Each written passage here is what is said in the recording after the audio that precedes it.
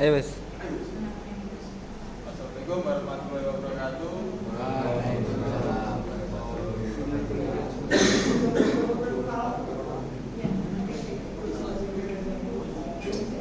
Sebelumnya perkenalkan nama saya Abdullah.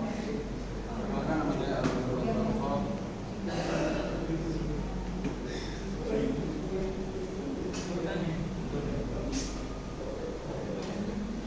Perkenalkan nama saya dari 12. Perkenalkan nama saya Aryan Wikrong 18. Saya Muhammad Ilham 43. Yang keras ya, suaranya nggak kedengeran. Apa itu korupsi? Nah, korupsi sendiri adalah tingkah laku atau tindakan seseorang atau lebih yang melanggar norma-norma yang dipakai atau menyalahkan kekuasaan maupun kesempatan melalui proses pengadaan, penetapan, pungutan, penerimaan atau pemberian fasilitas atau jasa lainnya yang dilakukan pada kegiatan penerima dan pengeluaran uang maupun kekayaan, penyimpanan uang atau kekayaan serta dalam perizinan atau jasa lainnya dengan tujuan keuntungan pribadi maupun golongan.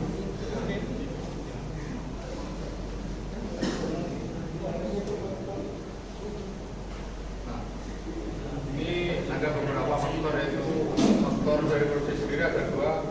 Yang pertama, faktor internal. Faktor internal merupakan penyebab korupsi yang datang dari diri pribadi. Yang kedua, faktor eksternal. Faktor penyebab terjadinya korupsi karena sebab-sebab dari luar. Pelajar.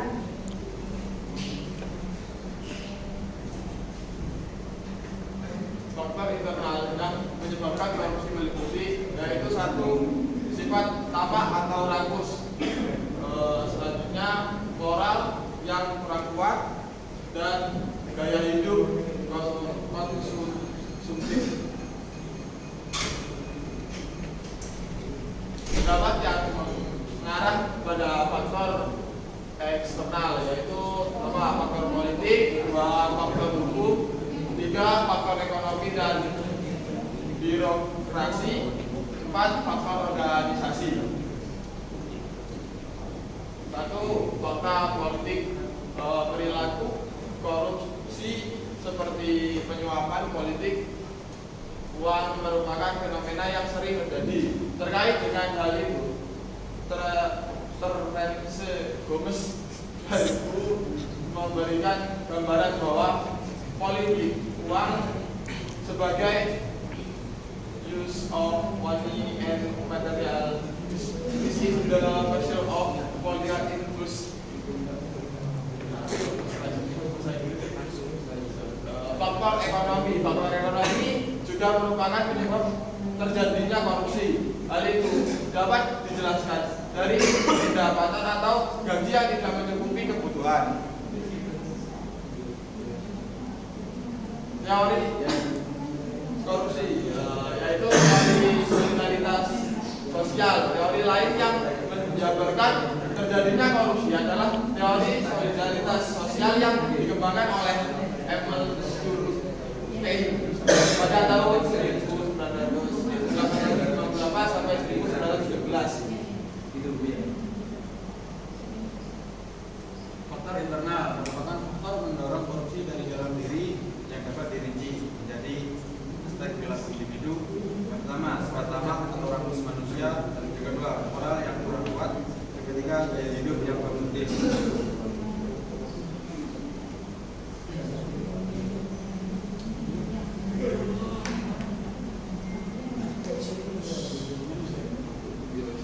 Faktor eksternal memicu perilaku korupsi yang disebabkan oleh faktor di luar diri itu aspek sikap masyarakat terhadap korupsi, nilai-nilai di aspek ekonomi dapat tidak mencukupi manfaat kedua. Dampak korupsi cara lain ekonomi, sosial dan kemiskinan masyarakat terhadap kesehatan masyarakat, birokrasi pemerintahan. Kelima, terhadap politik dan demokrasi. 6. Terhadap penegakan hukum. 7. Pertahanan dan keamanan. 8. Kerusakan lingkungan.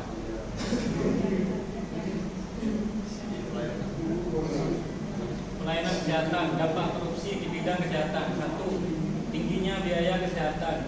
Kedua, tingginya angka kematian ibu hamil dan menyusui. Yang ketiga, tingkat kesehatan masih buruk. Sosial dan kemiskinan masyarakat. Yang pertama, meningkatnya kemiskinan. Kedua, tingginya angka kriminalitas. Yang ketiga, demoralisasi.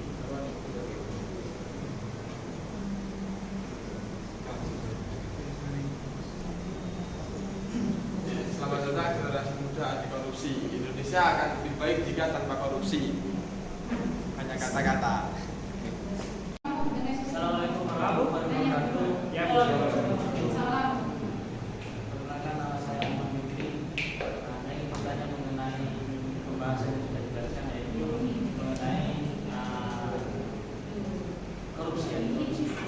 Yang pertama, mungkin bisa Anda jelaskan lagi mengenai apakah Anda sudah memahami tentang pendidikan anti korupsi seperti apa? Saya melihat penjelasan Anda tidak ada penjelasan tentang pendidikan anti korupsi itu seperti apa. Terus dalam sehari-hari, kehidupan sehari-hari, korupsi yang bentuknya kecil itu seperti apa? Coba diberikan contoh. Assalamualaikum warahmatullahi wabarakatuh. Perkenalkan, nama saya Muhammad Fatah. Pertanyaan saya itu, apa langkah awal dari diri sendiri, pemerintah, dan keluarga untuk mencegah tindakan korupsi? Terima kasih. Perkenalkan, nama saya Fajar Santosa. Di sini saya mau bertanya mengenai materi yang tidak paparkan, yaitu tentang korupsi ya.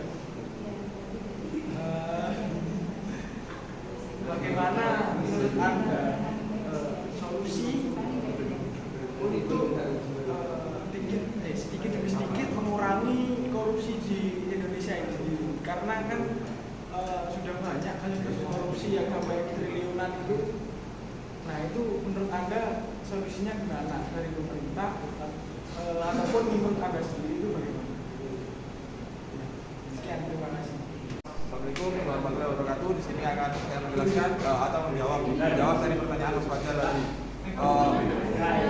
Jawabannya yaitu pertama, kita mulai dari diri kita sendiri untuk mencegah atau agar tidak melakukan korupsi walau hal kecil. Terus selebihnya bisa diberi ke keluarga dulu. Kalau untuk ke lingkup luar itu kemungkinan masih belum bisa, karena di Indonesia itu masih menganut pada negara dengan hukum kapitalisme. Jadi jika kita tidak memiliki uang, kita tidak akan bisa untuk melanjutkan hukum ke depannya. Ya, assalamualaikum warahmatullahi wabarakatuh.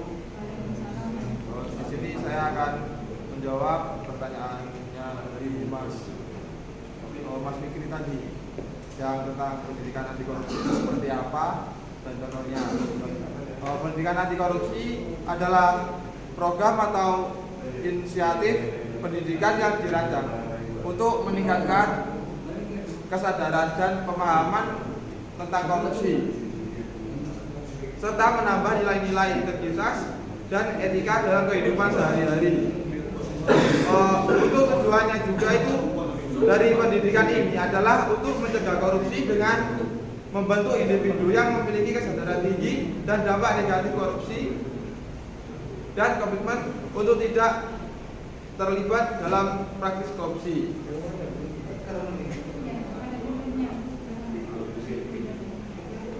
Untuk contoh hal kecilnya korupsi dalam kehidupan sehari-hari itu seperti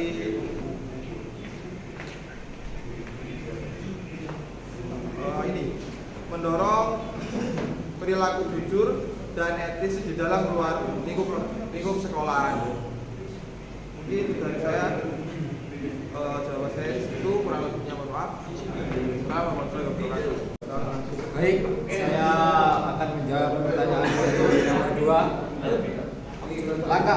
mengatasi korupsi dari diri sendiri. Jadi mulai dari diri sendiri berkomitmen untuk bertindak dengan jujur, transparan dalam segala hal. Hal ini bisa diterapkan di keluarga, yaitu beri contoh perilaku yang baik kepada anggota keluarga dengan melakukan tindakan konsisten dengan nilai-nilai yang Anda ajarkan, seperti kejujuran. Untuk pemerintahan terlibat dalam kegiatan masyarakat sipil atau kelompok pencegahan korupsi dan pengawasan pemerintah. Jangan rame. Sekian dari jawaban saya.